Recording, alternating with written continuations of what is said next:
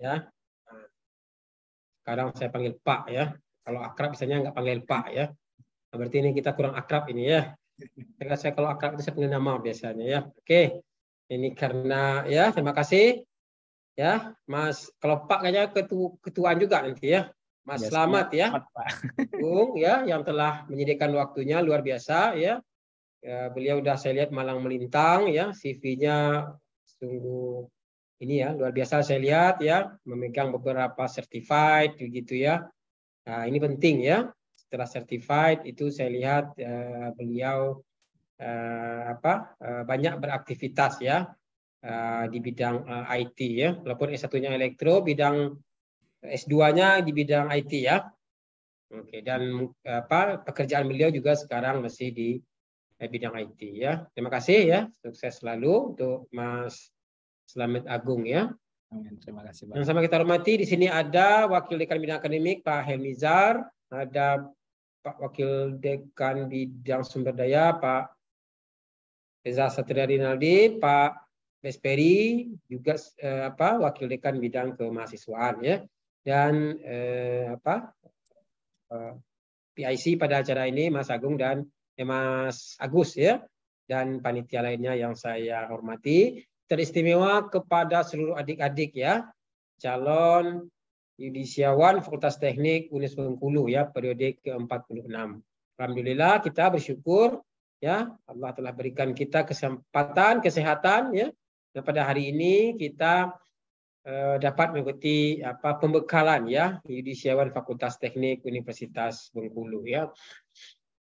Adik-adik semua yang saya hormati, saya berharap bahwa acara ini dapat dimanfaatkan ya bagi adik-adik semua untuk menimba ilmu ya, menimba ilmu dan berbagi tips lah ya, kira-kira begitu, bagaimana caranya, tekniknya ya untuk menembus dunia kerja. Sesungguhnya dunia kerja itu adalah dunia yang dunia yang lebih kejam daripada dunia mahasiswa ya. Jadi kalau Anda susah lulus rasanya kok belibet gitu ya lulusnya begitu ya. Nggak tamat-tamat begitu ya. Ada saja masalahnya. Itu sebenarnya tantangannya belum ini ya, masih dianggap biasa ya. Sesungguhnya pertarungan yang sebenarnya itu adalah ketika Anda masuk dunia kerja. Dan ada orang yang berhasil ya menaklukkan dunia kerja, tapi ada juga orang yang tidak sanggup menaklukkan dunia kerja ya dengan segala macam dinamikanya. Oleh karena itu ya saya berharap ya ini dimanfaatkan ya. Jadi pengalaman dari senior kita ya, dari alumni ya itu perlu ya. Saya yakin ya para alumni ini alhamdulillah ya itu menyebar ya ke berbagai macam bidang pekerjaan ya. Seperti itu ya. Dan tidak harus PNS ya. Jangan bercita-cita tamat ini jadi PNS ya. Karena PNS itu sekarang lolos lubang jarum ya. Jadi Pak Agus Susanto ini lolos lubang jarum dia ini ya. Kenapa demikian? Ya karena sekian banyak pendaftar ya, yang diterima cuma 1, 2 ya. Yang mendaftar itu bisa jadi 100, 200, padahal yang diterima cuma 1 ya. Maka kembangkanlah wawasan kita, bukalah wawasan seluas-luasnya ya. Banyak sebenarnya peluang di depan mata kita ya, di depan sana ya, yang bisa kita manfaatkan ya, sehingganya ya kita bisa tidak kalah mentereng ya dari PNS ya. Kalau PNS tahulah gajinya berapa ya, sudah diukur gajinya ya. Kalau swasta susah mengukur gajinya ya. Kita kalau PNS ini kaya dikit dicurigai ya, seperti itu ya. Nggak boleh kaya-kaya PNS ini ya. Tapi kalau kita swasta boleh ya. Kita ukurannya ya. Kenapa gaji? Ya gaji itu adalah kualitas orang cara menghargai kita. Maka salah satu dari pertanyaan Trusters tadi itu adalah berapa Anda digaji ya. Seperti itu. Kalau gaji kita hanya standar UMR berarti kita belum dihargai ya. Apalagi nggak sesuai bidang ilmu. Tapi kalau gaji kita ini sudah melampaui UMR dan ya berkali-kali lipat dari UMR berarti kita sudah dihargai secara baik begitu ya. Itu cara orang mengukur, cara metode dikti mengukur bahwa lulusan ini berkualitas apa tidak. Maka saya pikir saya harapkan ya buka wawasan seluas-luasnya ya, bekerja ya, dan bahkan juga bisa berwira swasta ya. Wira swasta itu bukan hal yang yang terlarang ya, bukan hal yang aneh seperti itu ya. Bahkan pintu rezeki itu katanya 100 ya, 99 itu dari wira swasta ya, wira usaha. Maka jangan ragu untuk memulai usaha ya, karena banyak rata-rata ya pemilik-pemilik modal itu berasal dari pengusaha. Maka tidak ada pekerjaan ini ya yang tidak bagus ya. Hanya saja pertanyaannya adalah bagaimana kita bisa menaklukkan dunia kerja yang penuh tantangan itu ya. Soft skill diperlukan ya, kemampuan dasar basic akademik kita diperlukan ya. Banyak orang yang bagus IP-nya tapi tidak bisa bekerja secara teamwork misalnya, tidak bisa bekerja di bawah tekanan misalnya ya. Dan seterusnya. Sehingganya adik-adik ya, penempaan-penempaan seperti itu perlu kita dapatkan ya. Tentu kita belajar dari para yang sudah berpengalaman ya. Jadi pada hari ini alhamdulillah ya telah hadir ya. Ini Mas Slamet Agung ya, Haryadi ya. Seperti itu. Ini saya lihat wajahnya nggak berubah saya dulu ya. Ketawanya masih seperti itu ya. Itu ya, beliau orangnya sangat ceria ya. Sangat ini ya. Hidupnya saya lihat Mas Slamet ini selalu ini ya, selalu happy saya lihat ya. Ini modal juga ini ya. Perlu kita belajar juga. Jadi selamat mengikuti ya pembekalan dari narasumber kita ya, Mas Slamet Agung Haryadi. Saya mohon maaf ya, setelah ini mungkin izin ya, karena ada tamu yang telah menunggu ya dari apa tadi itu Inkindo atau apa ya yang mau bertemu. Selamat mengikuti ya, mudah-mudahan acara ini memberikan manfaat yang seluas-luasnya kepada kita semuanya. Terima kasih saya ucapkan kepada narasumber ya dan kepada adik-adik semua dan juga para panitia ya, mudah-mudahan memberikan pahala yang berlipat ganda bagi kita semua. Dengan mengucapkan Bismillahirrahmanirrahim ya, acara pembekalan yudisiawan Fakultas Teknik Universitas Bengkulu saya nyatakan resmi dibuka. Ya. Demikian, banyak maaf. Assalamualaikum warahmatullahi wabarakatuh. Waalaikumsalam warahmatullahi wabarakatuh. Baik, terima kasih Bapak Dekan Fakultas Teknik atas arahannya dan perkenannya membuka acara ini secara resmi. Untuk acara selanjutnya adalah acara inti, yaitu pembekalan dan tanya jawab wisudawan atau wisudawati yang akan disampaikan oleh Bapak Slamet Agung Haryadi STMkom. Sudah siap ya Pak Slamet ya? Mas Slamet. Jadi sebelum ke acara pembekalan, sedikit saya sampaikan bahwa beliau ini adalah Kepala Bidang Transformasi dan Inovasi Digital di Yayasan Pendidikan Budi Insan Cendekia. Dan yang menjadi kebanggaan kita adalah beliau ini adalah alumni Fakultas Teknik Universitas Bengkulu ya. Angkatan 2008 ya. 2007 Mas Agus. Oh 2007 maaf 2007 dari Prodi Teknik Elektro.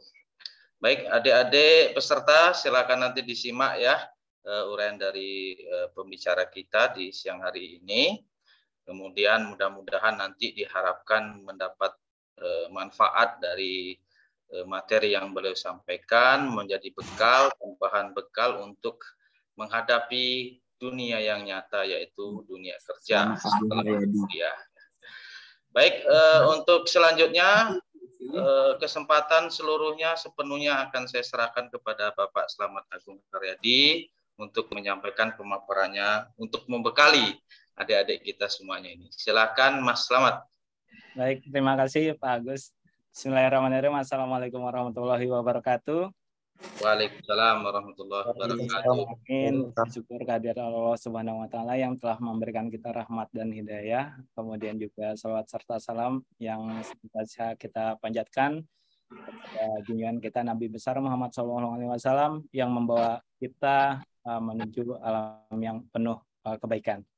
Yang saya hormati Bapak Dekan, Bapak Faisal Hadi, kemudian Bapak Wakil Dekan, Bapak Helmizar, Bapak Reza Satria, dan Bapak Esperi, kemudian juga Pak Agus, serta teman-teman, rekan-rekan sekalian yang akan menjadi penerus generasi di Fakultas Teknik ini.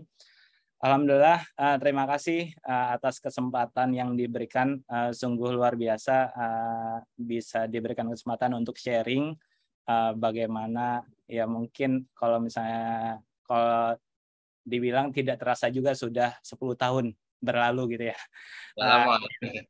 Sudah lama dan diberikan kesempatan untuk sharing di kesempatan ini, mudah-mudahan bisa menjadi gambaran teman-teman, bisa menjadi gambaran dari teman-teman semua untuk nanti menghadapi dunia kerja.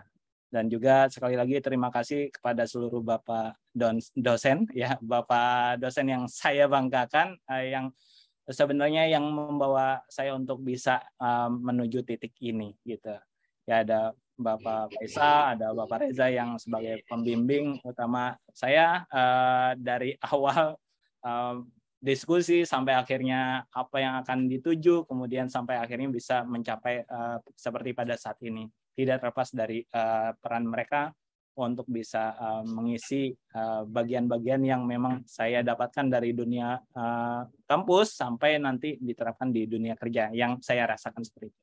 Baik, langsung saya mungkin mohon izin untuk share screen dan bercerita tentang pengalaman yang saya hadapi setelah masa kuliah gitu. Oke. Sudah terlihat ya? Sudah Pak, sudah. Hey. Jadi saya masih ingat NIP saya nomor NIM ya, NIM. Ya, nomor induk mahasiswa saya adalah G1D007024 dan sekarang saya lihat ada yang G1D G1B017, berarti beda kita adalah lumayan ya, tapi sama-sama 7, yang bedanya ada di belasnya gitu ya. Tapi mudah-mudahan semangatnya tidak kalah jauh, mudah-mudahan yang angkatan saat ini semangatnya akan lebih jauh semangat, sehingga nanti ketika kalian menghadapi pada saat melangkah dari universitas ini bisa melangkah ke jenjang yang lebih jauh untuk melangkah dengan penuh semangat gitu. Jadi ya alhamdulillah diberikan sebuah kehormatan untuk bisa sharing di kali ini. Nama saya Slamet Agung Haryadi. Dulu biasanya dipanggil Slamet ya. Jadi ada 2 nama Slamet di Fakultas Teknik Elektro dulu di prodinya. Ada Slamet Gendut dan Slamet Kurus. Saya Slamet Kurusnya gitu. Gitu. Saat ini profesi saya sebagai kepala bidang IT di Yayasan Pendidikan Budi Insan Cendikia yang masih sebenarnya masih beririsan dengan dasar yang saya miliki dari dunia pendidikan di masa S1 dan S2 gitu. Oke.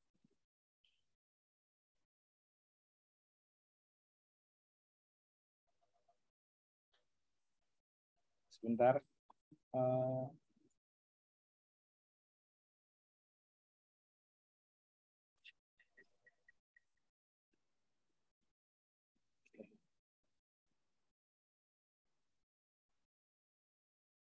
Ini tidak bisa sepertinya tidak bisa. Oke.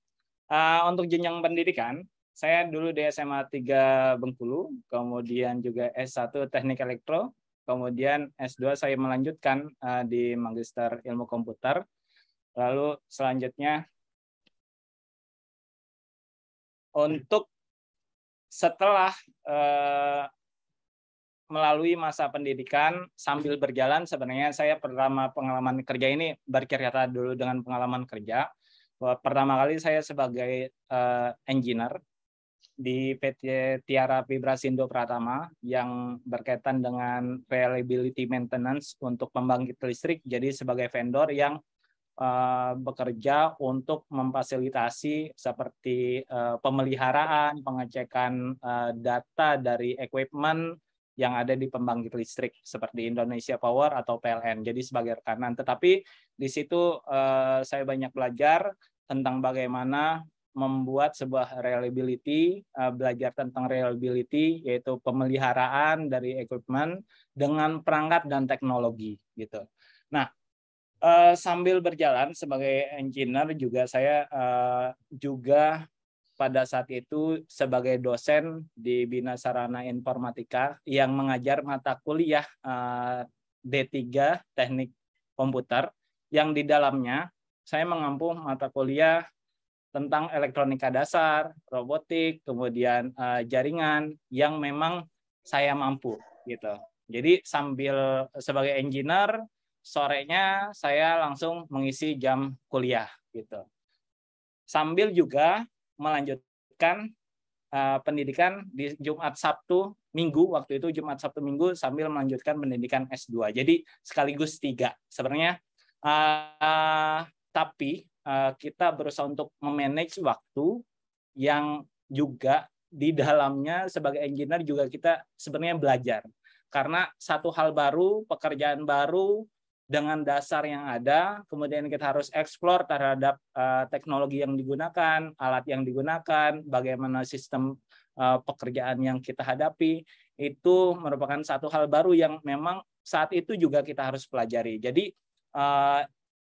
boleh dibilang di awal memang kita kerja itu dengan penuh belajar gitu. Jadi kita belajar terhadap pekerjaan kita dulu sampai akhirnya kita mengerti apa yang kita kerjakan dan berjalan. Nah, di saat saya sebagai engineer, saya melakukan 3 peran sebagai engineer, kemudian sebagai dosen, dan sebagai mahasiswa. Alhamdulillah lulus di 2015. Kemudian karena saya ini sebenarnya ada satu kesempatan yang saya buang pada saat saya engineer, itu kesempatan besar saya dipromosikan untuk menjadi engineer yang dikirimkan ke site yang memang lebih besar dari segi salarinya, dari segi cakupan pekerjaannya, dan dari gengsinya gitu. Waktu itu saya akan dikirimkan ke BP Tangguh. BP Tangguh di Papua, tapi memang karena sesuatu hal ada kesempatan karena waktu itu saya sudah berkeluarga, akhirnya saya memilih untuk menjadi engineer terlebih dahulu selama 1 tahun. Totalnya adalah 2 tahun menjadi engineer gitu. Jadi saya tidak mengambil kesempatan untuk ke BP Tangguh.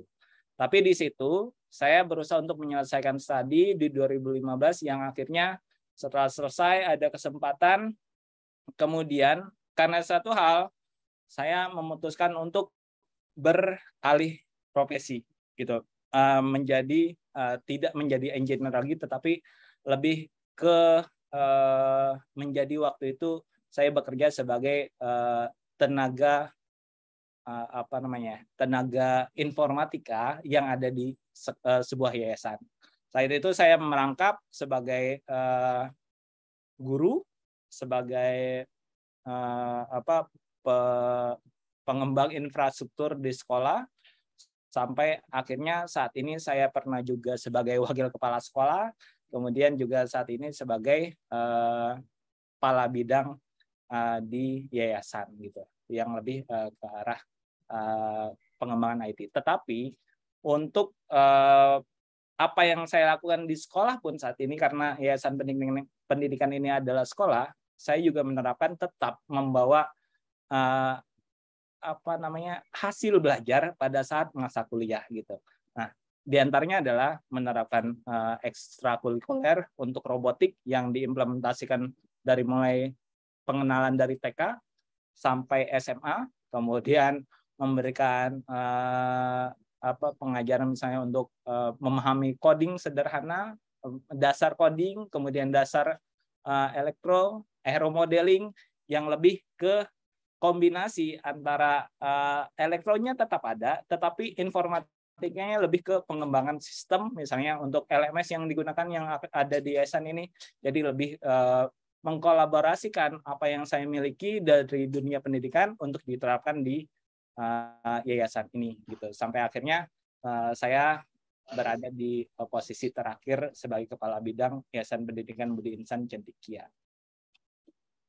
Lalu ini gambarannya ya, bahwa untuk mencapai itu, ini sedikit gambaran pengalaman pada saat dulu pertama kali menjadi engineer. Kenapa diterima, bagaimana prosesnya. Yang jelas yang pertama adalah kita akan melalui namanya beberapa proses tahapan untuk seleksi, kita mencari referensi, membekali diri, apa yang harus dibekali, yang jelas adalah kemampuan kita dan tolak ukur kita ketika ingin melamar sebuah pekerjaan. Nah, untuk di engineer misalnya, waktu dulu saya coba untuk melamar sebagai engineer. Saya sortir, saya filter untuk memberikan surat lamaran ke sebuah perusahaan, dan alhamdulillah ada beberapa perusahaan yang memang waktu itu juga misalnya seperti Satelit Nusantara,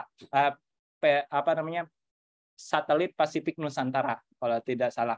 Nah, waktu itu tahapannya sudah lulus wawancara, tetapi memang pada saat itu juga ada satu momen, dua pekerjaan atau lamaran yang diterima. Biasanya tantangannya gitu. Misalnya teman-teman melamar sana, melamar sini, begitu ada panggilan dan sama-sama mengikuti prosesnya, akhirnya harus memutuskan salah satu yang menjadi pilihan terbaik. Waktu itu saya lepas yang PT Pasifik Satelit Nusantara, padahal itu adalah perusahaan yang sangat besar dan itu mungkin dulu menjadi satu penyesalan juga, tetapi yang akhirnya oh ya, jadi bisa belajar bahwa kita memutuskan sesuatu harus juga dengan berbagai banyak pertimbangan. Nah, akhirnya saya masuk engineer. Nah, di engineer itu sebenarnya dengan mungkin kalau misalnya kita dari universitas yang daerah, misalnya dari Bengkulu, pada saat itu saya pun sempat kaget karena pada saat wawancara, pada saat tes, di sana ada yang dari ITB, ada yang dari dari ITS, terusnya ada dari UGM, dan banyak kampus-kampus memang yang berskala besar gitu. Tetapi saya coba karena dapat panggilan lamaran dan ternyata memang tidak hanya tadi yang Pak Faisal sampaikan juga, bahwa tidak hanya sebagai IP besar, kemudian universitas yang tinggi, tapi kita bisa mampu bersaing dengan mereka yang kuliahnya di universitas ternama, kemudian IP-nya besar, tetapi paling tidak IP itu sebagai senjata kita di awal. Kemudian apa yang bisa membuat saya diterima? Ini saya coba untuk mengungkap karena ternyata pada saat bekerja sebagai engineer, memang di dalamnya itu rata-rata dari UGM, dari ITB, dan dari ITS. Itu teman-teman engineer di baik itu di skop bidangnya IT, elektro, dan mesin gitu. Di situ dari perusahaan universitas yang besar gitu. Tapi alhamdulillah bisa bersaing dengan mereka. Yang penting adalah ada beberapa bekal yang harus memang kita yakini dan itu menjadi senjata kita. Yang pertama, IP jelas sebagai senjata awal saja. Kemudian yang kedua adalah skill. Soft skill ini lebih ke cara kita berkomunikasi, kemudian cara kita menjawab, serta bagaimana kita menyelesaikan sebuah permasalahan gitu. Itu yang membuat perbedaan dengan teman-teman yang lain gitu. Itu yang akhirnya saya coba menelusuri, ternyata ada beberapa hal yang memang menjadi keputusan. Waktu itu ada yang pada saat saya melamar kerja misalnya, itu ada 3 dari ITS, ITB, dan saya dari Universitas Bengkulu. Waktu itu saya menggunakan ijazah S1 gitu. Nah, di sana akhirnya ke filter, kenapa attitude juga lebih penting. Jadi ketika misalnya kita berhadapan dengan pesaing kita, misalnya pada saat kita melamar pekerjaan atau tes seleksi wawancara segala macam, yang penting yakin bahwa kita mampu dan kita juga punya kemampuan serta tidak down dengan melihat saingan-saingan kita. Paling tidak kita berusaha dulu semaksimal mungkin gitu. Nah, itu yang membuat saya diterima. Nah, jadi ini contohnya pada saat saya bekerja. Nah, ini di beberapa training yang saya dapatkan, ini adalah semua pembelajaran pada saat bekerja gitu. Jadi bagaimana explore untuk menyelesaikan tantangan atau pekerjaan yang dilakukan. Karena waktu itu misalnya di engineer, saya diminta untuk mempelajari teknologi untuk reliability maintenance yang di situ merupakan teknologi baru.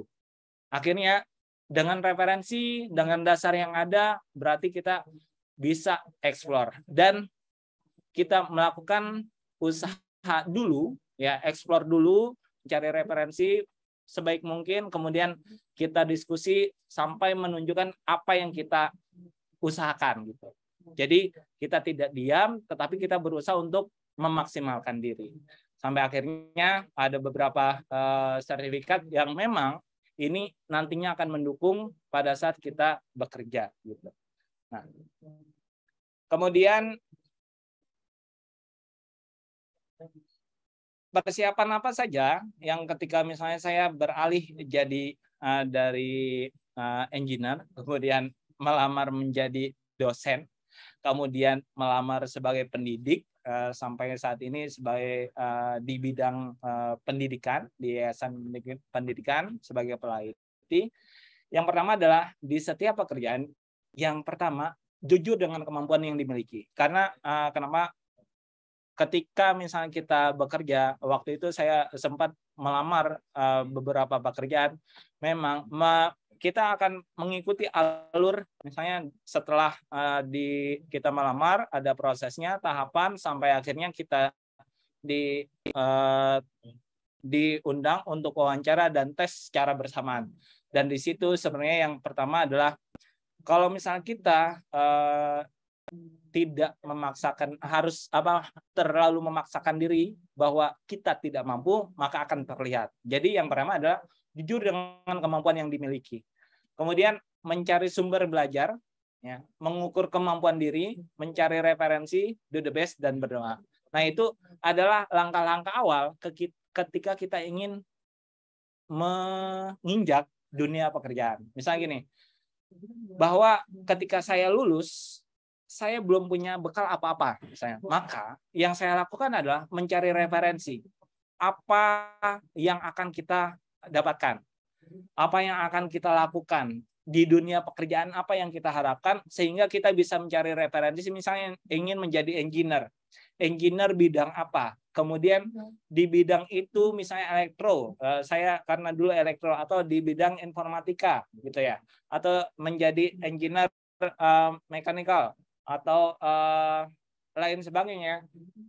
Kita belajar dulu untuk mencari sumber informasinya, untuk meningkatkan kemampuan diri. Misalnya gini, saya punya kakak senior, maka saya coba belajar ke mereka apa yang bisa menambah satu skill yang memang menambah kemampuan diri kita, sehingga bisa menambah juga rasa percaya diri kita, terusnya juga menambah poin bahwa kita mempunyai kemampuan. Nah, dengan mengukur kemampuan itu, berarti kita nanti mencari sumber untuk mengisi pengetahuan kita, maka kita sudah memiliki bekal tambahan selain IP tadi. Selain kita bisa bersaing dengan beberapa universitas ternama, tetapi juga dengan attitude kita, cara kita untuk menyelesaikan masalah, terusnya ada skill yang kita miliki di awal, itu menjadi bagian tambahan yang rasanya menjadi penilaian yang baik untuk diri kita, dan gambaran ketika kita diwawancara nanti apakah kita mampu menjadi pekerja yang baik di perusahaan tersebut gitu. Tentu saja dengan melakukan hal-hal yang menurut kita usaha maksimal sampai akhirnya kita bisa memaksimalkan diri dengan kemampuan kita. Nah, yang dilakukan pada saat kita misalnya melamar pekerjaan dimanapun sekarang, ya itu terutama pasti ada psikotes, kemudian micro teaching, TPA, dan wawancara. Sebenarnya ini global. Sekarang bukan di dunia pendidikan saja untuk melakukan beberapa tes ini, tetapi di perusahaan-perusahaan pun saat ini seperti itu. Karena bisa jadi di perusahaan itu sebagai coaching, mentoring, atau sebagai engineer, atau sebagai trainer untuk sebuah perusahaan. Karena perkembangan perusahaan pun semakin tinggi. Dan kemampuan psikotes itu bisa dipelajari, yang jelas adalah konsistensi diri pada saat kita melakukan psikotes. Itu kunci pertama untuk psikotes. Untuk microteaching, setidaknya ketika kita mendapatkan sebuah arahan untuk microteaching, maka apa yang kita sampaikan adalah hal atau materi yang memang kita kuasai, sehingga kita bisa menyampaikan dengan lebih mudah. Kemudian juga tes potensi akademik itu biasanya dasar yang kita miliki apa gitu. Lalu wawancara, disinilah wawancara yang lebih ke attitude pada saat kita berbicara, pada saat kita menanggapi, pada saat kita berusaha untuk memaksimalkan diri bahwa saya mampu untuk pekerjaan ini gitu. Lalu apa saja yang dilakukan saat bekerja? Yang pertama adalah tadi bahwa pada saat bekerja tentunya kita berhadapan dengan hal baru, dan itu menjadi pengetahuan baru yang nantinya akan menggali potensi diri kita. Apakah kita bisa menyelami atau tidak? Sebenarnya begini, misalnya saya sebagai engineer, dulu hanya sebagai mahasiswa. Ketika sebagai engineer, maka saya juga diberikan kesempatan untuk belajar, untuk menyelesaikan masalah, dengan kita belajar untuk mencari referensi untuk pemecahan masalah tersebut. Lalu misalnya menjadi dosen, ya, maka materi yang akan disampaikan, membuat silabus dan lain sebagainya, kemudian juga untuk cara menghadapi mahasiswa, ya, dengan referensi yang kita dapatkan, itulah yang membuat kita semakin bisa berkembang. Lalu explore ini ya kita lebih luas lagi, kira-kira dengan kemampuan kita yang bisa terapkan untuk pekerjaan itu seperti apa. Apa kemampuan misalnya untuk membuat database, untuk membuat kemudahan dalam pengolahan data, kemudian dalam pekerjaan, itu kita kerahkan semua kemampuan kita tanpa harus diminta. Nah, itu menjadi satu hal poin yang ketika kita dilihat, ya kita tidak memperlihatkan diri, tapi orang akan melihat dengan sendirinya. Seperti itu. Lalu yang terakhir adalah saat bekerja, terutama adalah upskill. Berarti kita tetap menambah ilmu kita, menambah kemampuan kita dengan kemampuan diri kita, dengan bekal-bekal kursus dan lain sebagainya, dengan belajar kepada senior dan lain sebagainya. Dan sampai saat ini pun saya masih sering melakukan kegiatan, misalnya mengikuti kursus singkat, pelatihan, mencoba satu hal baru untuk mendukung kemampuan diri kita yang nantinya bisa mendukung juga proses pekerjaan. Gitu. Nah, kemudian terakhir adalah strategi di dalam pekerjaan. Yang pertama adalah ambil kesempatan sebaik-baiknya dengan melakukan pekerjaan yang sebaik-baiknya. Jadi ketika misalnya dulu saya tidak pernah mengukur dulu dengan nilai karena kita masih di awal. Tetapi yang akan saya bangun adalah bagaimana saya mampu bekerja. Nah, ketika kita sudah diberikan kesempatan, sudah diterima sebagai menjadi pekerja misalnya kan di sebuah perusahaan, maka yang harus dilakukan adalah bekerja semaksimal mungkin dengan kemampuan. Kemudian yang kedua adalah bekerja dan mencari peluang untuk bisa berkembang. Dalam arti mencari peluang ini adalah apa skill yang kita bisa dapatkan pada saat kita bekerja. Misalnya contohnya adalah ketika saya menjadi engineer, maka saya bisa mendapatkan pelatihan kesempatan yang luar biasa sampai akhirnya diberikan sertifikasi, itu akan menambah nilai diri kita juga. Jadi ada peluang di situ. Bagaimana mengambil peluangnya? Yaitu kita cari celah, alur, melihat histori pekerja-pekerja sebelumnya, apa yang dilakukan, kita mencari untuk mengejar, bisa mendahului mereka. Setidaknya bisa mengikuti mereka. Kemudian lakukan apa yang bisa dilakukan sebelum orang lain memikirkan bahkan melakukan. Artinya setiap pekerjaan setidaknya kita berusaha untuk berinovasi, untuk mengembangkan, tidak mudah ditebak apa yang akan dilakukan oleh kita di mata orang gitu. Jadi kita punya strategi sendiri untuk melakukan inovasi agar orang lain ketika melakukan A, kita sudah melakukan B gitu. Lalu selanjutnya adalah lakukan yang terbaik, tapi jangan merasa yang paling baik. Jadi do the best, but don't feel the best. Jadi ketika kalian sudah menjadi misalnya pegawai atau menjadi engineer atau apapun di sebuah perusahaan, maka yang dilakukan adalah lakukan yang terbaik saja, tetapi ingat jangan pernah merasa yang paling baik, karena di balik sana masih ada orang-orang yang lebih baik dan kita bisa berkembang dengan kebaikan-kebaikan mereka. Gitu. Itu gambarannya. Setidaknya sebuah proses pengalaman yang saya dapatkan pada saat setelah masa kuliah sampai akhirnya sekarang. Mungkin kalau dulu, kalau tadi kita Pak Faisal menyampaikan bahwa dinilai dari berapa besar kita memperolehnya. Mungkin kalau dibayangkan grafiknya adalah yang saya alami adalah grafik menanjak karena perlahan gitu. Tetapi untuk mencapai itu berarti harus ada satu hal yang memang kita memiliki, yaitu pembekalan diri kita untuk sebelum menginjak dunia kerja maupun pada saat bekerja. Kira-kira demikian Pak Agus, gambaran sedikit history yang mungkin bisa menjadi gambaran teman-teman semua untuk menginjak dunia pekerjaan yang tadi dikatakan bahwa rumitnya dunia pekerjaan dibanding kuliah. Di dunia kuliah lah kita ditempa sampai akhirnya pada saat di dunia pekerjaan kita akan merasa lebih mudah gitu. Demikian Mas Agus untuk pemaparannya. Baik, Mas Selamat, terima kasih atas pemaparannya, luar biasa sekali, sangat memotivasi sepertinya ini ya. Selanjutnya buat adik-adik peserta calon yudisiawan, jika ada yang ingin ditanyakan terkait dunia kerja, mumpung masih ada narasumber kita pada siang hari ini, dipersilahkan untuk disampaikan. Silakan.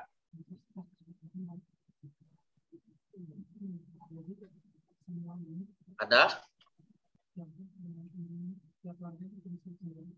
Ya, boleh ditanya apa saja. Mungkin yang saya akan berikan adalah sebuah pengalaman ya, karena gimana pada saat kita ada di dunia kerja itu seperti apa gitu. Apapun bidangnya sebenarnya nanti akan merasakan ada satu titik hal yang sama. Ya, buat adik-adik silakan yang ingin bertanya, dipersilakan.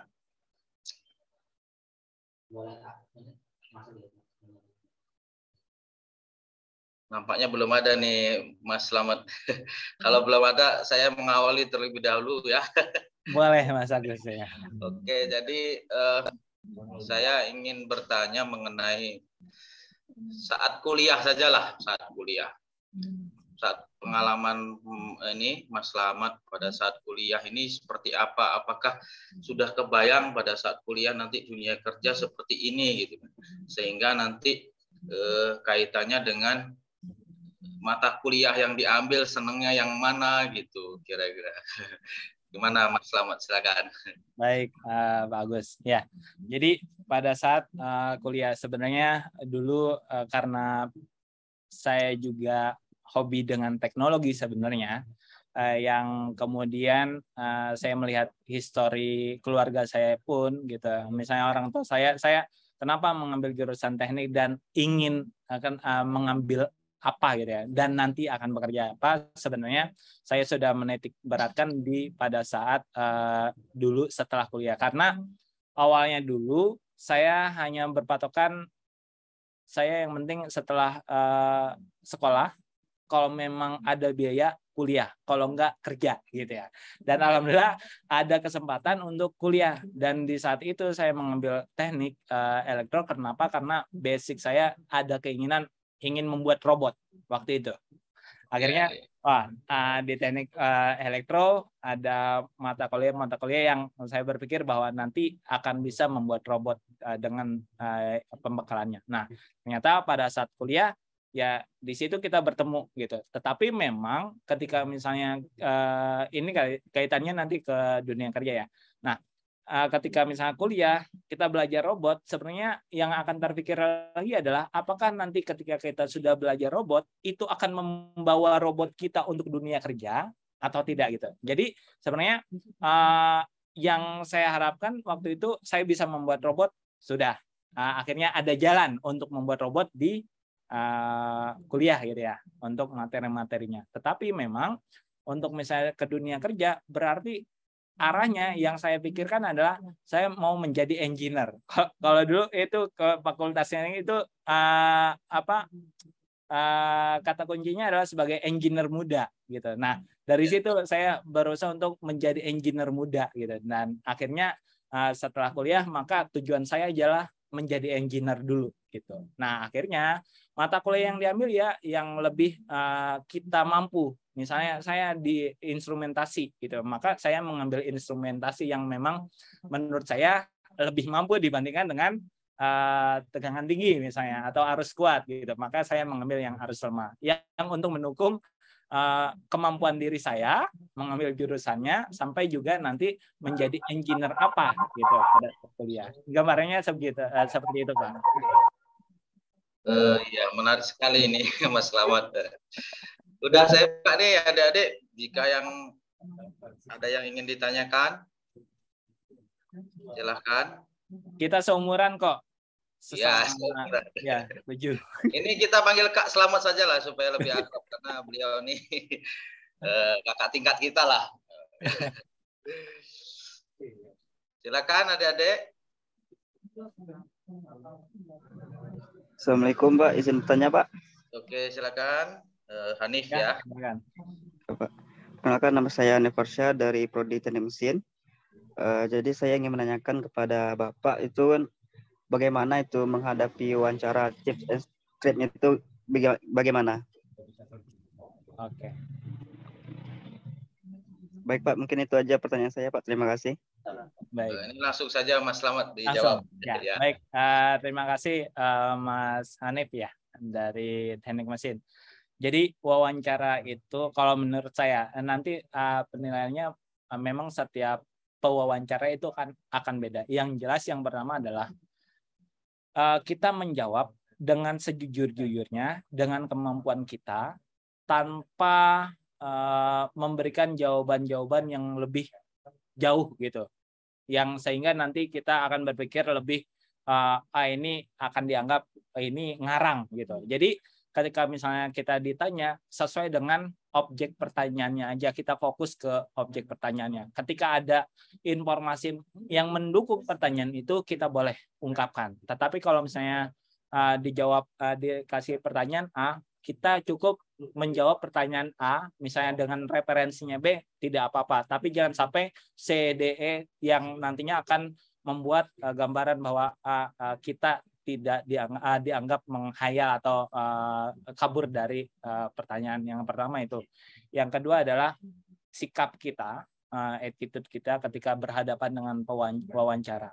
Ya, kadang juga ini menjadi kunci ketika kita berkomunikasi. Misalnya sikap kita, pakaian kita yang kita gunakan gitu. Kemudian juga pada saat duduk, terusnya berhadapan, menanya kabar gitu. Itu menjadi satu trik juga untuk melihat diri kita seperti apa, attitude-nya. Jadi yang akan dilihat itu adalah attitude kita pada saat kita masuk ruangan pun udah dinilai sebenarnya. Itu yang saya dapatkan dari beberapa psikolog juga, dan juga ketika saya kebiasaan gini, ketika saya diterima kerja atau diterima dulu beasiswa misalnya kan, saya akan bertanya, kenapa ya setelah saya diterima, kenapa ya saya kok bisa diterima gitu kan. Itu setelah sekian bulan saya akhirnya dapat masukan, oh karena gini. Di antaranya adalah itu, attitude sama jawaban yang memang tidak mengawang-awang. Gambarannya gitu Mas Hanif. Iya. Mas Hanif, ada lagi? Sudah Pak, cukup Pak. Terima kasih, Pak. Ya, cukup. Ya, Nampaknya sudah jelas ini, Mas Slamet. Baik, ada yang lain, peserta yang lain, jika ada yang ingin ditanyakan, dipersilakan.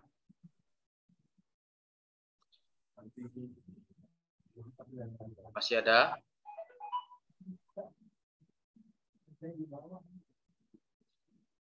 Silakan, apa aja? Apa aja, silakan, udah dibuka.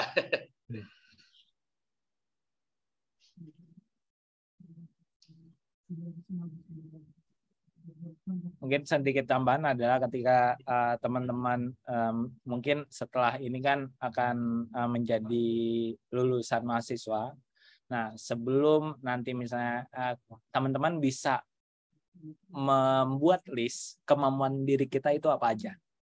Sampai akhirnya nanti dari list kemampuan itu kita bisa menakar pola kemampuan kita. Sehingga nanti target misalnya ada perusahaan yang membuka lowongan dengan bidang tertentu, apakah bidang tersebut kita kuasai atau tidak dengan list kemampuan kita gitu. Nah, tetapi misalnya kita belum ada list atau belum ada kemampuan itu, maka setidaknya dengan referensi bentuk pekerjaan, kita bertanya dengan senior dan lain sebagainya, kita bisa memulai melis kemampuan kita untuk mencapai tujuan yang kita targetkan. Misalnya ya perusahaan itu menargetkan ada 7 skill yang dimiliki.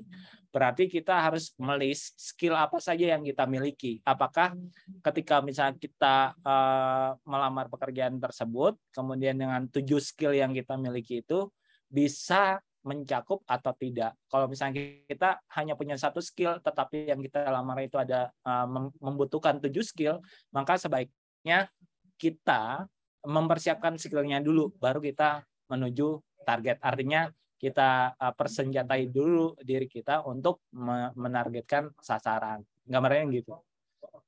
Tambahannya. Ya, itu tambahannya. Silakan.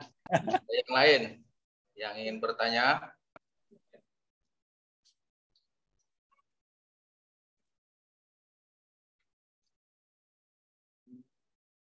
Ada yang ingin tanya? Silakan. Kayaknya masih. Izin bertanya, Pak. Oh iya, silakan. Silakan.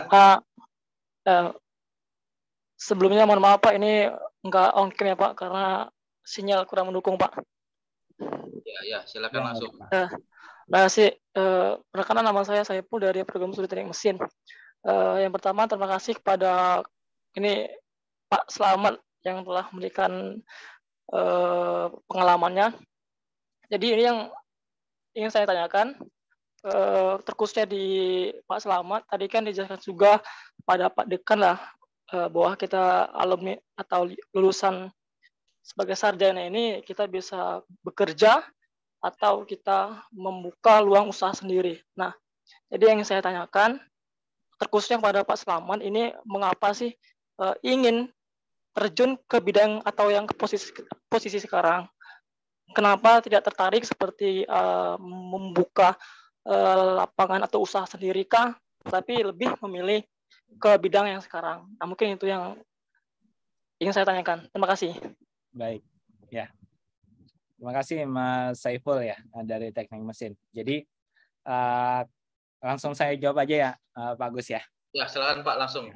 Jadi bagaimana saya kenapa memilih di bidang ini? Yang pertama adalah saya menyadari kemampuan diri saya dulu. Yang pertama mengukur tadi.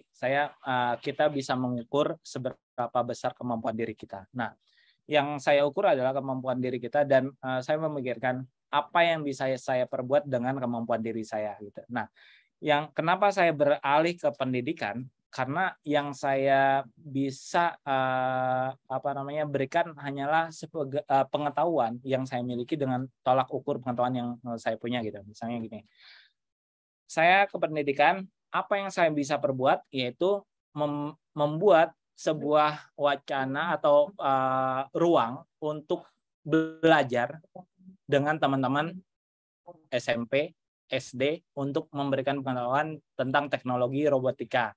Gitu.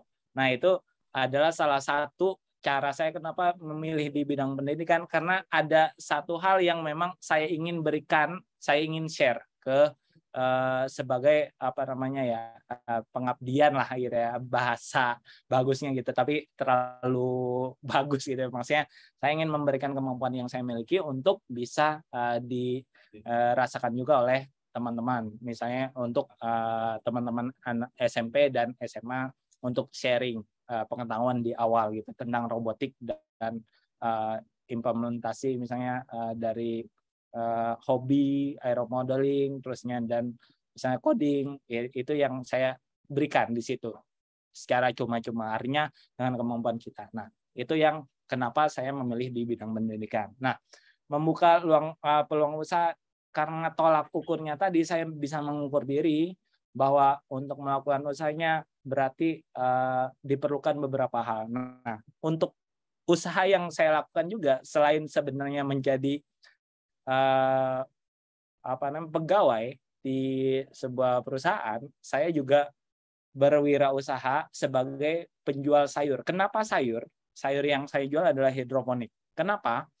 Karena sekarang pola hidup masyarakat adalah pola hidup yang udah aware terhadap pola hidup sehat gitu. Tetapi misalnya hidroponik adalah teknologi sayur yang baru gitu ya, yang sedang hip-hipnya, tetapi saya mengambil langsung ke petani. Kenapa? Karena petani ketika dia petani lokal gitu ya, yang bukan perusahaan besar, dia menjual misalnya ke tengkulak ya dengan harga yang rendah gitu. Maka dengan usaha yang saya jalankan adalah saya bekerja sama dengan rekan-rekan untuk membantu para petani yang lokal ini bisa difasilitasi menjadi mereka menjual hidroponiknya dengan harga yang lebih tinggi gitu dibanding dengan tengkulak. Jadi sebenarnya saya melakukan usaha di balik kegiatan ini, tetapi dengan target dan tujuannya. Targetnya adalah yaitu membantu para petani untuk keluar daripada tengkulak, untuk mensejahterakannya, meskipun masih dalam tanda kutip kecil usahanya gitu. Tetapi itu adalah usaha kita untuk bisa bertumbuh untuk mensejahterakan. Nah, kalaupun misalnya ada usaha yang akan digerakkan misalnya untuk yang besar, maka memang ada beberapa pertimbangan dari modal usaha dan lain sebagainya. Tapi salah satu cara kenapa tadi alasannya saya memilih di bidang pendidikan, karena tolak ukur kemampuan saya yang hanya bisa nanti memfasilitasi teman-teman SMP dan SMA untuk belajar gitu dan bisa mengembangkan di dunia pendidikan. Itu gambaran ya, jawabannya ya Mas Saiful. Baik, Mas Saiful, bagaimana? Mungkin boleh nambah lagi nih Pak pertanyaan Pak. Silakan. Silakan. Oke. Mungkin ini termasuk untuk pertanyaan siswa yang tadi. Mungkin yang pertama yang saya tanya juga Kak, itu untuk Pak Selamat, kan sebelum ke karir pendidik pernah juga bekerja di salah satu perusahaan lah ya, lama di Indonesia. Nah, yang ingin saya tanyakan itu kan biasanya tuh dalam persyaratan tuh ada yang namanya pengalaman, baik pengalaman non akademik maupun pengalaman akademik, seperti misalnya kita pernah ikut bagian-bagian UKM di kampus. Apakah itu pada saat interview menjadi nilai bonus atau nilai plus sendiri, atau hanya sekedar persyaratan? Itu yang pertama. Nah, yang kedua, ini mengenai tentang lanjut pendidikan sebagai magister MCom tadi ya Pak. Nah, jadi kan misalnya nih, kami selaku sarjana satu ya sekarang. Pada saat sekarang, setelah kita ingin melanjutkan S2, lalu kita bekerja, itu pandangan Pak Selamat selaku pendidik bagaimana?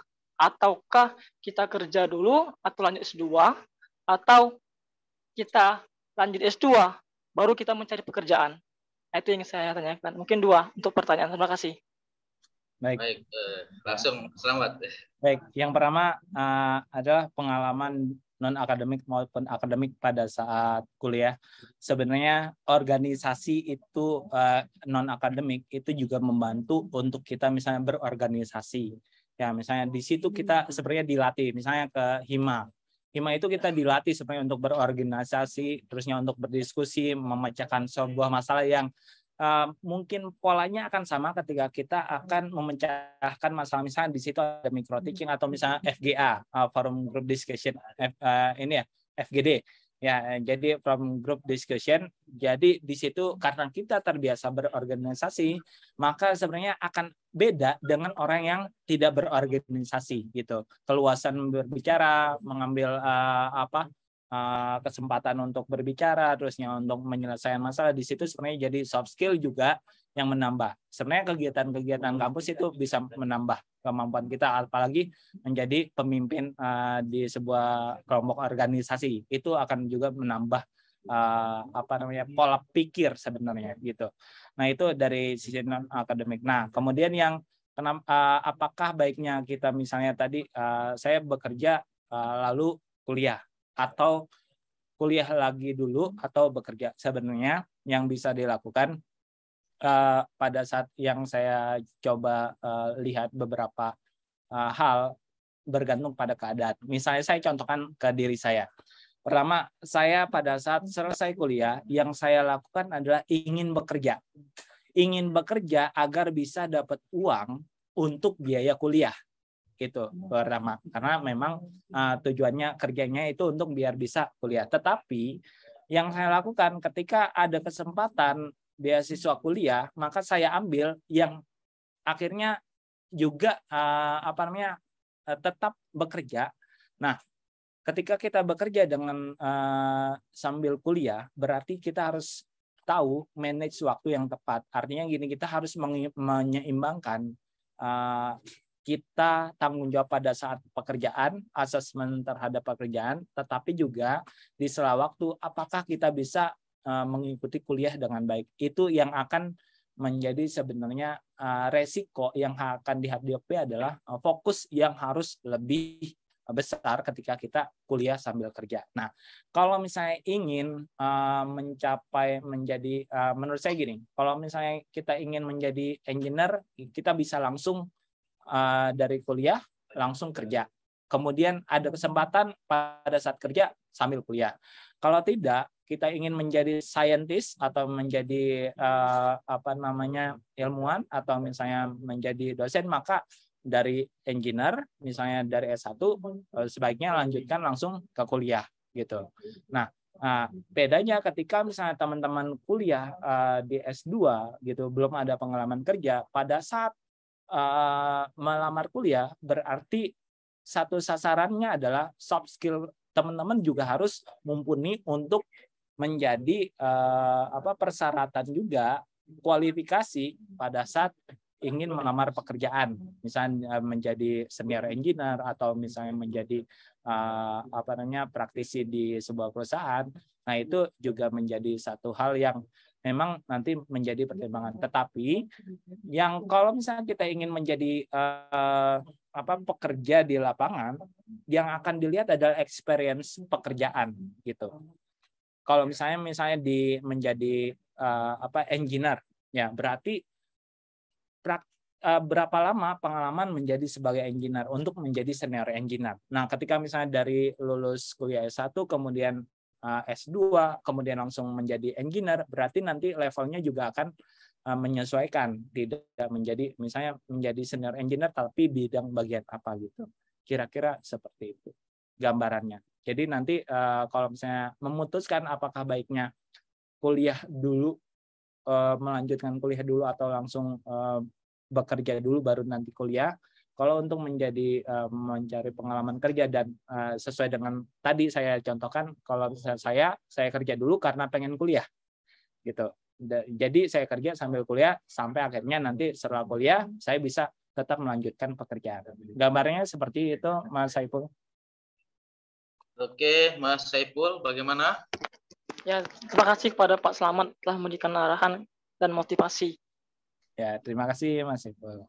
Oke. Teman-teman yang lain barangkali masih ada yang ingin ditanyakan? Masih ada waktu untuk berdiskusi.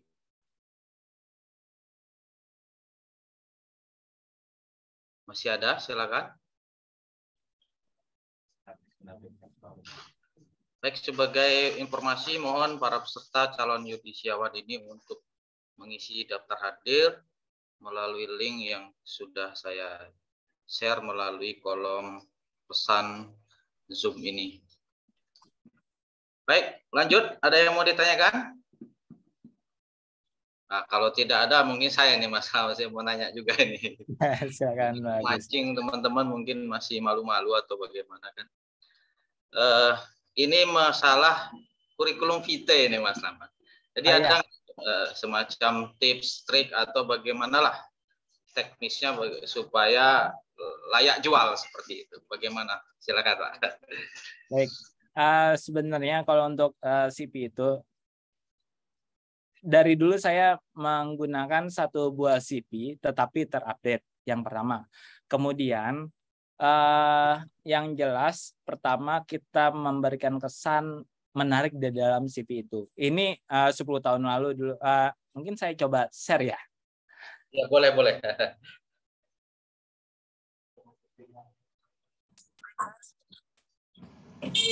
Terlihat? Oke, terlihat Pak. Jadi ini 10 tahun lalu, sebenarnya sampai yang terakhir saya update di 2020, tetapi memang kenapa ini saya tidak ubah? Kalau dulu itu kita hanya misalnya CV-nya hanya tabel segala macam. Kalau sekarang sudah banyak sekali template-template yang memperindah tampilan gitu. Tetapi usahakan tampilan misalnya untuk si CV ini adalah lebih original hasil misalnya desain kita gitu ya. Maksudnya untuk mengatur posisinya, maksudnya elemen-elemen yang kita gunakan itu yang nggak biasa orang gunakan gitu. Ketika pun misalnya kita menggunakan template, kita coba modifikasi untuk tampilan desain yang pertama. Yang kemudian yang kedua adalah informasi lengkap terhadap diri kita sampai history, kalau misalnya ada sertifikat, pernah melakukan mengikuti training, ada sertifikasi segala macam, disampaikan semuanya. Dan satu lagi adalah kalau dulu ini untuk pertama kali ya, ini saya hanya profil untuk beberapa sertifikat yang saya dapatkan, skill yang saya miliki gitu ya. Nah, ini usahakan dalam bahasa Inggris gitu, menjadi sebuah satu daya tarik sendiri sebenarnya. Ini yang saya gunakan dulu di awal 10 tahun lalu, sebelum ada desain yang lebih bagus gitu ya. Maksudnya saya menggunakan ini dengan informasi lengkap, dan biasanya apa yang kita cantumkan di sini ini juga akan menjadi pertanyaan-pertanyaan yang akan muncul. Misalnya ditanya, oh dulu pernah menjadi koordinator IT. Ya, berarti kita harus bisa menjawab. Misalnya dulu pernah training di untuk set access training gitu ya, untuk CSI. Ceritakan dong gitu. Jadi jangan sampai elemen-elemen data informasi yang ada di dalam CV kita itu tidak kita kuasai. Kapan yang kalau misalnya kalian sudah KP misalnya kerja praktek kan di perusahaan apa, itu menjadi juga poin. Ngapain aja di KP itu, membuat apa saja. KKN misalnya membuat sebuah terobosan atau inovasi di daerahnya, itu juga bisa menjadi satu poin tambahan, sehingga nanti ketika orang baca mereka akan penasaran dan akan mempertanyakan lebih lanjut gitu. Biasanya yang jelas, yang penting adalah semua yang ditampilkan ini adalah data yang memang kita miliki, yang tadi jujur dengan semua informasi yang ada di diri kita. Ini yang harus diubah dari sini adalah misalnya adalah tampilan, sebenarnya tampilannya yang lebih visual, lebih bagus gitu. Kalau bisa dengan misalnya menggunakan sebuah aplikasi, itu bisa juga sebagai tambahan untuk skill gitu ya. Itu bisa, sekarang ini sangat banyak sekali untuk cara kita membuat satu CV-nya seperti ini misalnya, tetapi ada misalnya pakai IR, pakai VR gitu ya, itu juga bisa ditambahkan ketika kita ingin menunjukkan sebuah skill yang kita miliki, tetapi dengan mencantumkan utamanya adalah kemampuan skill kita yang ada di sini gitu. Intinya sih itu untuk CP. Jadi tidak ada hal yang spesial, tapi memang apa yang disampaikan itu adalah memang itu adalah diri kita dan kemampuan kita. Sebanyak apapun yang kita miliki, ya kita coba masukkan aja dulu. Sehingga ketika dilihat CV-nya, oh ada banyak pengalaman yang dilakukan oleh kita gitu. Gambarnya gitu, bagus. Baik, itu ya teman-teman mungkin yang ingin membuat CV ya, poin-poinnya seperti itu supaya layak jual mungkin nantinya. Baik, dibuka kesempatan lagi, masih ada waktu sekitar 3 menit di sesi ini bagi yang ingin bertanya. Silahkan.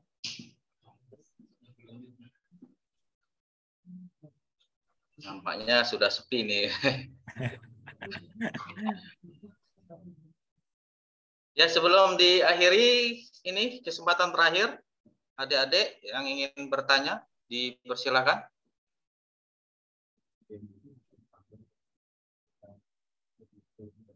Oke, nampaknya tidak ada ini, Mas Slamet.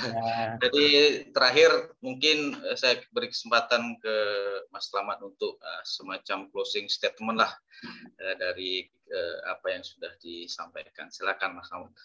Baik, terima kasih Pak Agus, rekan-rekan semua, teman-teman semua yang masih harus tetap berjuang. Yang jelas closing dari saya adalah pertama, tunjukkan bahwa kalian itu bisa bersaing dengan orang-orang di luar sana, bahwa dengan kemampuan kalian kita bisa mengalahkan kemampuan yang di universitas-universitas lainnya, dan tunjukkan kemampuan dengan kejujuran diri dengan lakukan sebaik-baiknya. Ya, jangan pernah menyerah, kemudian selalu semangat dan tetap lakukan yang terbaik. Itu saja dari saya. Mohon maaf apabila banyak kekurangannya. Terima kasih atas kesempatannya, ya Mas Agus dan teman-teman semua, Bapak Dekan dan lain sebagainya. Terima kasih. Assalamualaikum warahmatullahi wabarakatuh. Waalaikumsalam warahmatullahi wabarakatuh. Terima kasih Mas Slamet atas motivasinya dalam pembekalan kepada calon yudisiawan pada sore menjelang siang menjelang sore maksudnya. Iya. Kemudian Mas Slamet sekali lagi terima kasih. Mungkin itu sementara yang bisa saya sampaikan. Terima kasih sudah memotivasi adik-adik demi memajukan Fakultas Teknik. Paling tidak dalam alumninya banyak yang bekerja di mana seperti itu. Yeah. Kemudian kita Mas Slamet masih ada agenda satu lagi mengenai sosialisasi SKPI. Namun jika Pak Slamet ini ada agenda lain, diperkenankan untuk live, atau jika ingin menyaksikan juga misalnya masih ada waktu juga diperbolehkan gitu. Baik, bagus.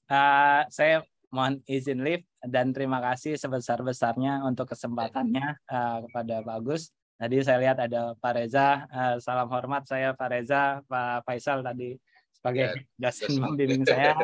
Kemudian semua para petinggi fakultas, terima kasih kesempatannya. Saya izin live. Baik, Mas Slamet, selamat beraktivitas kembali. Ya, terima kasih Mas Slamet. Ya. Terima kasih.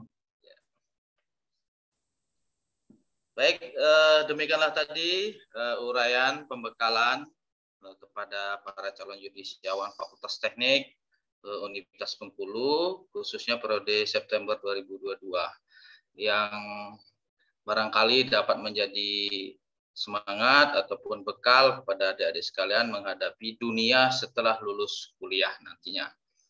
Baik, kita lanjutkan ke agenda kita yang berikutnya adalah sosialisasi SKPI, dan dalam hal ini waktu sepenuhnya akan saya serahkan kepada Bapak Wakil Dekan Bidang Akademik, Bapak Helmizar STMT PhD beserta tim yang sepertinya sudah pada hadir semuanya. Silakan Pak Helmizar. Baik, terima kasih Pak Agus. Assalamualaikum warahmatullahi wabarakatuh. Kalian calon lulusannya dari Fakultas Teknik Universitas Bengkulu. Jadi kita berkenaan dengan rencana daripada Fakultas Teknik untuk mengeluarkan SKPI itu ya, surat keterangan pendamping ijazah untuk semua lulusan di lingkungan Fakultas Teknik, maka kita perlu memberikan sosialisasi gitu ya kepada Anda semua calon lulusan gitu. Karena faktanya pada pekerjaan pembuatan dokumen tersebut perlu melibatkan kaprodi gitu ya beserta calon lulusan gitu. Ada beberapa hal yang perlu Anda isi gitu. Karena kalau nggak diisi ya nggak bisa diterbitkan surat itu kan gitu. Ada beberapa hal yang perlu Anda isi untuk kemudian akan diverifikasi oleh tim SKPI daripada Fakultas Teknik Universitas Bengkulu. Nanti pada hari ini juga akan ada penjelasan bagaimana pengisian form-form gitu ya pada aplikasi SKPI tersebut yang akan disampaikan gitu ya, secara teknis oleh Pak Sony gitu ya. Pak Sony Ayu Purnama ini adalah dosen baru kita gitu ya. Beliau akan menyampaikan materi tersebut beserta Ibu Tiara saya kira ya. Saya kira tanpa berpanjang-panjang saya silakan Pak Sony atau Ibu Tiara salah satu gitu ya yang akan menyampaikan materi ini. Saya persilakan. Ya. Terima kasih Pak Helmizar. Assalamualaikum warahmatullahi wabarakatuh. Selamat siang semua teman-teman semua. Nah, jadi SKPI ini saya beri penjelasan sedikit ya. Tadi Pak Slamet sudah menyampaikan tentang kegiatan-kegiatan selama perkuliahan gitu dicantumkan ke dalam CV.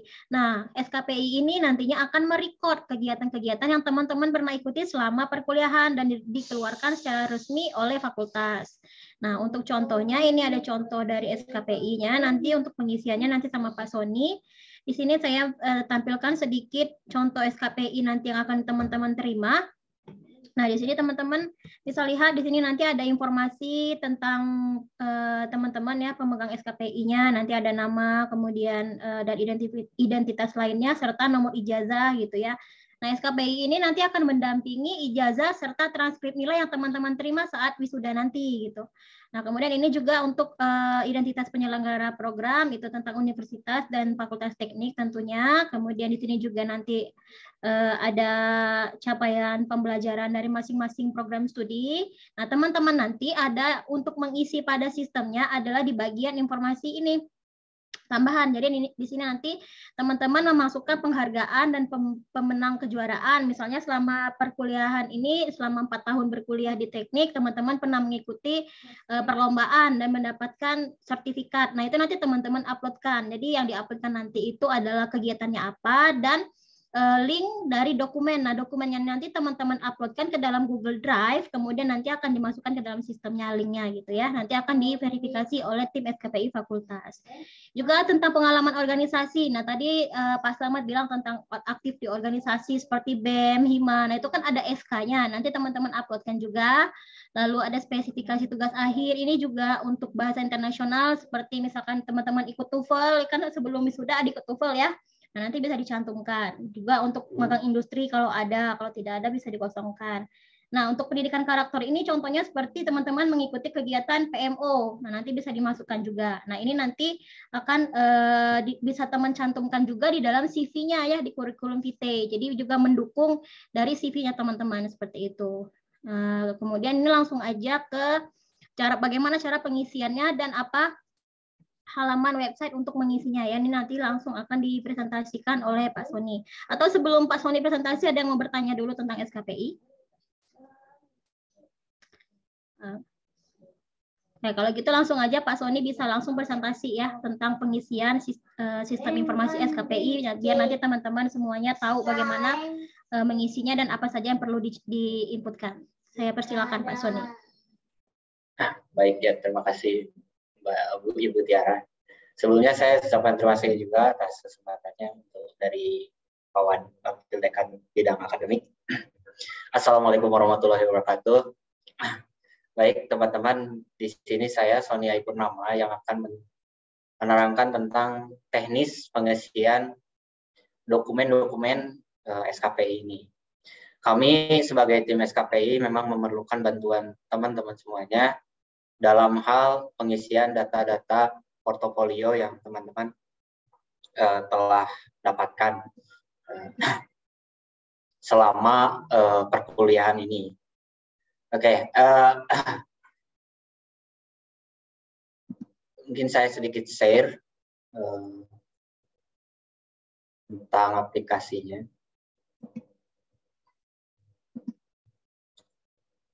Ya, ini salah nih.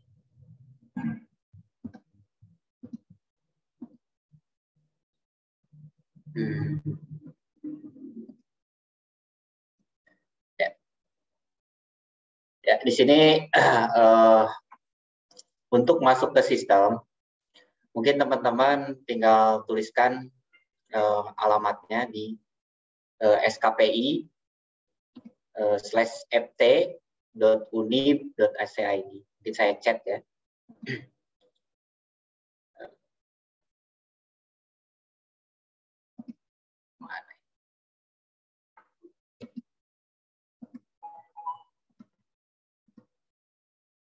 Ya.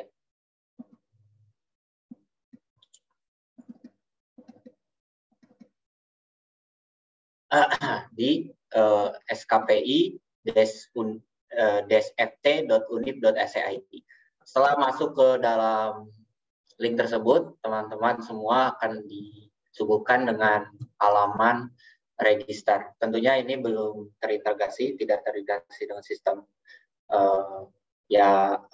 di Siakatnya, sehingga kita perlu bantuan teman-teman juga untuk mengisi data-data basic kemahasiswaan. Sebagaimana contoh, saya masukkan saja data di sini. Saya contoh, ini saya masukkan nama, NPM, tentunya NPM yang sesuai yang teman-teman miliki. Misalkan G1A 00. Nah, ini pilihan program studinya. Ya, misalkan ini informatika. Untuk email, diharapkan email yang aktif. Oke ya.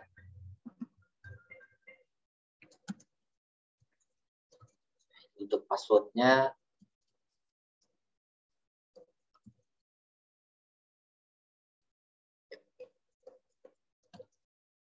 nah setelah mengisi tinggal klik register.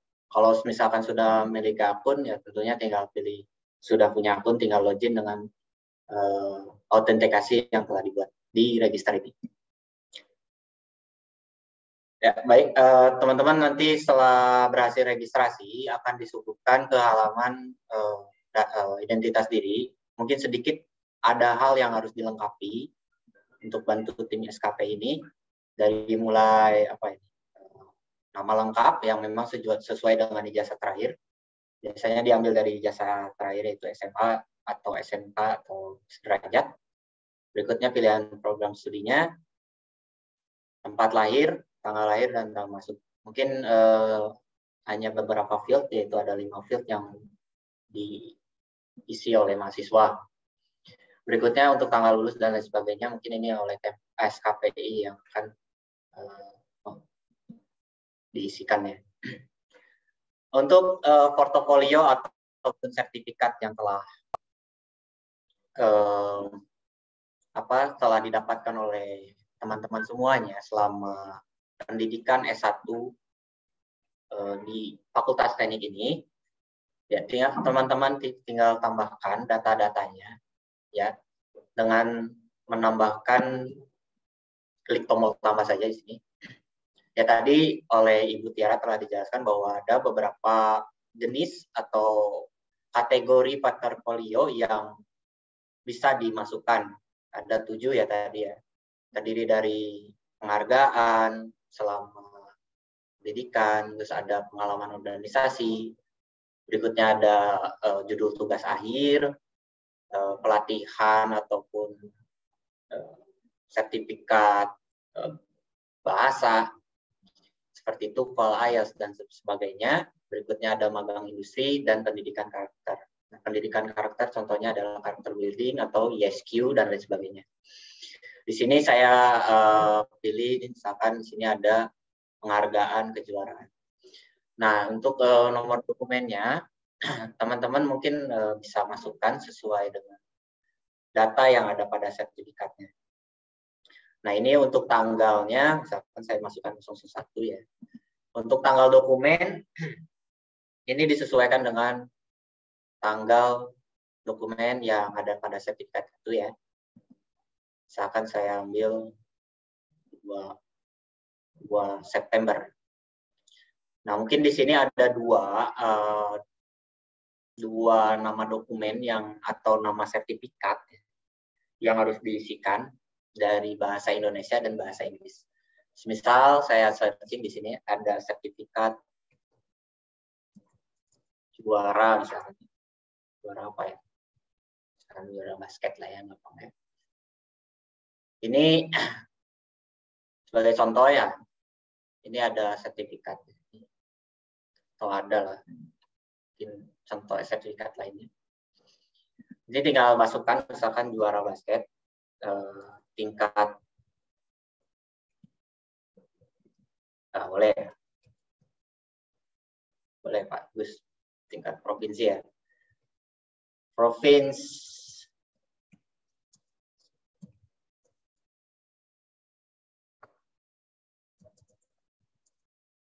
ya misalkan seperti itu.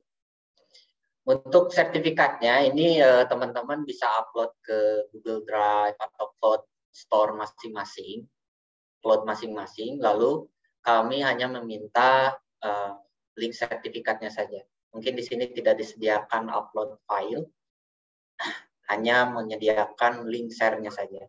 Dimohon untuk tata cara link share itu mungkin bisa diberikan share-nya kepada only share link. Ya, jadi jangan sampai tidak menggunakan everyone, tapi hanya untuk yang mendapatkan linknya saja. Itu tata caranya. Mungkin di Google Drive dengan Dropbox beda lagi caranya, karena memang ada autentikasi ya untuk sertifikat ini. Sebagai contoh saya ambil link ini aja ya, yang sudah ada.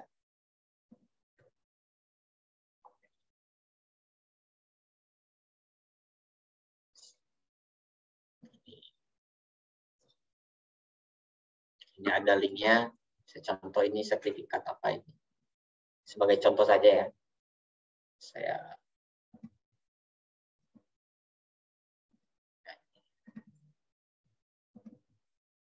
ya, submit. Nah, ini setelah teman-teman mencoba mengajukan portofolio yang ingin ditampilkan pada lembar SKPI, tentunya harus menunggu persetujuan dari pihak tim SKPI ini. Nanti tim SKPI yang akan memverifikasi data-data apakah sudah sesuai atau tidak. Nah, jika memang sesuai dan valid datanya, kita akan terima. Dan jika memang tidak valid, tentunya akan ditolak. Setelah diterima, tentunya akan tampil pada layar, pada dokumen SKPI teman-teman. Yang disyaratkan memang lengkap dari mulai sertifikat penghargaan dan pengalaman organisasi teman-teman, mungkin ada yang menjadi anggota BEM, Senat dan lain sebagainya. Untuk tugas akhir tentunya teman-teman sudah punya. Nah, ini sertifikat bahasa Inggris juga bisa dimasukkan, atau bahasa lainnya, misalkan bahasa Rusia dan sebagainya, atau bahasa Arab. Magang industri tentunya kalau Kampus Merdeka sudah melaksanakan ya. Mungkin di sini mendapat sertifikatnya dan juga pendidikan karakter. Diharapkan bisa diisi semua. Mungkin kerjasamanya untuk teman-teman segera mengisi portofolio sehingga kami sebagai tim SKPI lebih sigap dalam menanganinya.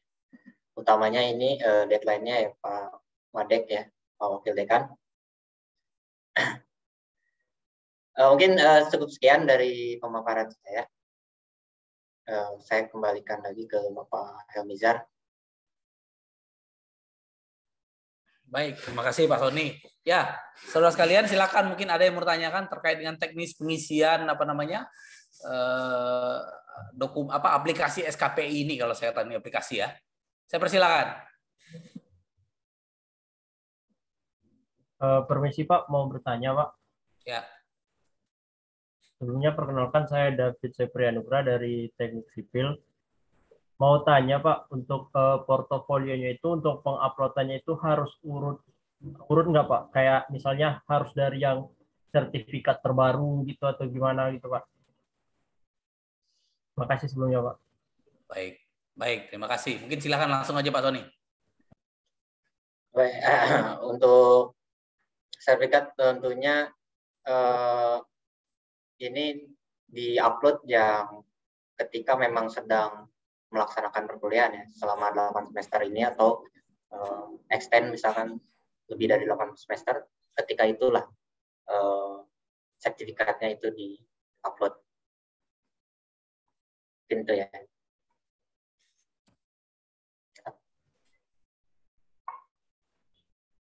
Maksudnya ini Pak, misalnya kan ada mahasiswa yang punya lebih dari 1 sertifikat tuh. Untuk penguploadannya itu bebas ya Pak. Misalnya mau yang ini yang sertifikat A dulu, baru sertifikat B atau sertifikat C, atau itu diurutkan dari yang upload pertama itu sertifikat yang terbaru, baru sertifikat yang berikutnya, terus sertifikat berikutnya, atau yang diupload pertama itu sertifikat yang paling lama atau gimana gitu. Itu maksudnya. Oh ya, silakan aja upload aja. Yang penting sertifikatnya itu memang valid ya. Dan berarti bebas kalau urutannya Pak. Ya. Karena dia indexing alfabet nantinya. Oh ya Pak. Terima kasih Pak. Terima kasih Saudara David. Ya, mudah-mudahan menjawab pertanyaan gitu ya. Mungkin saudara yang lain ini saya persilakan. Silakan yang lainnya. Gusman, silakan mungkin Gusman. Gusman ini saya tahu kemarin ikut ya.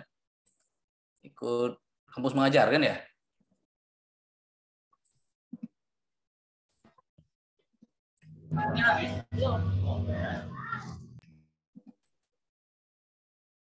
Ada lagi? Silakan. Ya, perlu saya informasikan saudara sekalian bahwa dokumen SKPI yang akan dikeluarkan betul-betul tergantung apa yang Anda isi gitu ya di dalam website atau aplikasi ini gitu ya. Jadi kalau Anda nggak update ya nggak ada dokumen SKPI Anda, nggak ada, karena ini perlu partisipasi antara prodi dan mahasiswa itu sendiri gitu. Jadi kalau prodi juga harus ngisi dia kan, karena dia harus ngisi capaian pembelajaran tergantung dari kurikulum ya, kurikulum masing-masing prodi. Jadi prodi juga sedang ngisi itu sekarang, dan pada calon lulusan juga harus mengisi itu, sehingga nanti baru kita padukan, baru bisa keluar dokumen SKPI-nya. Jadi perlu peran aktif dari semua pihak gitu. Nanti fakultas akan verifikasi karena memastikan bahwa ini ya dokumen yang sebenarnya yang diuploadkan begitu. Perlu tetap akan ada verifikasi dari fakultas. Makanya perlu partisipasi juga dari calon lulusan lah gitu ya. Silakan.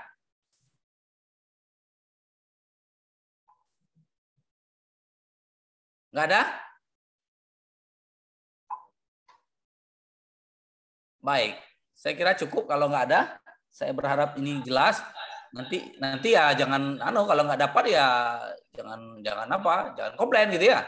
Kalau memang nggak mengisi dokumen SKPI-nya gitu kan.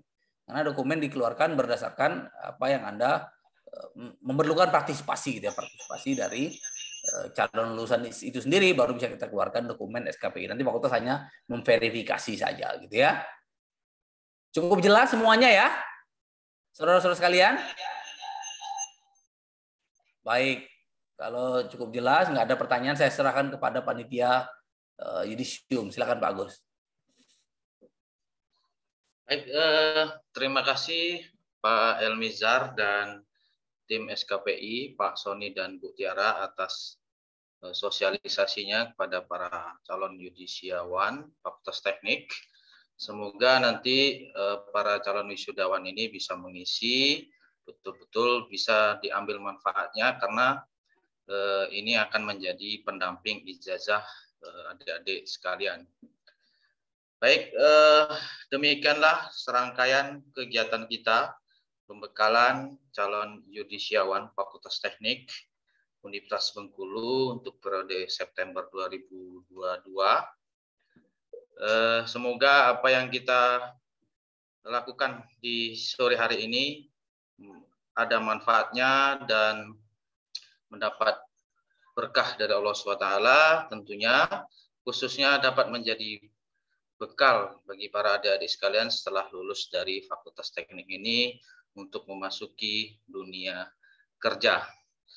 Baik, selanjutnya sebelum saya tutup, saya ucapkan terima kasih kepada Bapak Dekan Fakultas Teknik beserta jajaran Wakil Dekan selingkung Fakultas Teknik, juga kepada Bapak Ibu Koordinator Program Studi, kemudian ada tim panitia, Bapak Ketua Panitia beserta jajarannya, kemudian tim SKPI, dan terima kasih dan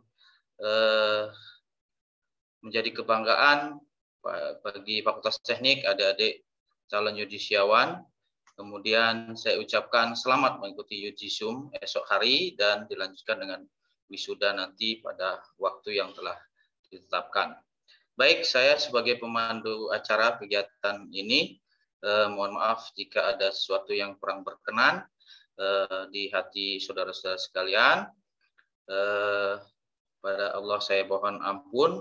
Kita tutup acara pembekalan calon yudisiawan Fakultas Teknik Universitas Bengkulu tanggal 5 September 2022 ini dengan ucapan Alhamdulillahirabbil alamin. Saya akhiri, wabillahi taufiq wal hidayah. Assalamualaikum warahmatullahi wabarakatuh. Waalaikumsalam warahmatullahi wabarakatuh.